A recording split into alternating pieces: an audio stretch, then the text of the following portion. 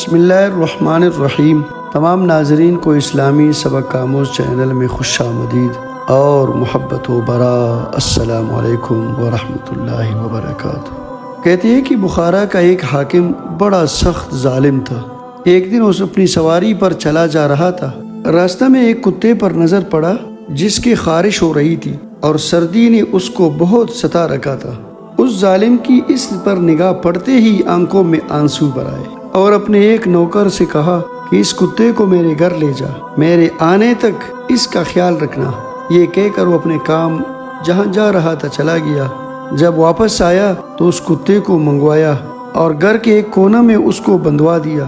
اس کے سامنے ٹکڑا ڈالا، پانی رکھوایا اور اس کے بدن پر تیل ملوا کر ایک کپڑے کی جل اس کے اوپر ڈلوائی، اس کے قریب آگ رکھوائی تاکہ اس کی گرمی سے اس پر سے سردی کا اثر زائل ہو جائے۔ اور اس قصے کو 2 ہی دن گزرے تھے کہ اس ظالم حکمران کا انتقال ہو گیا۔ ایک بزرگ جو اس کے مظالم اور اس کی حالت سے واقف تھا، اس کو خواب میں دیکھا۔ اس سے پوچھا کہ کیا گزری؟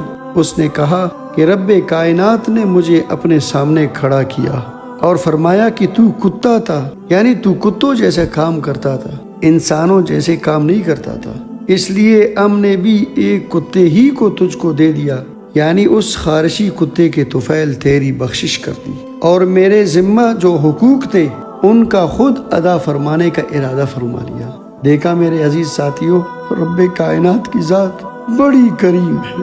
رحمت حق بہانہ میں جویت، رحمت حق بہانہ میں جویت۔ وہ سارے کریموں کا مالک ہے، بادشاہ ہے، آقا ہے۔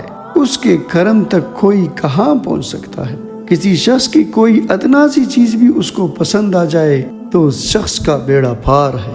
آدمی اس کی خوشنودی کی تلاش میں رہے، نہ معلوم کس کی کیا بات آقا کو پسند آ جائے اور اس کا بیڑا پار لگائے۔ اللہ رب العزت سے دعا ہے، رب کریم سے، مالک عرش عظیم سے دعا ہے کہ رب کائنات مجھ کم مایا کو اور جتنے بھی ناظرین و ناظرات ہیں ان سب کو اپنی مغفرت کاملہ نصیب فرمائے۔ آمین یا رب العالمین۔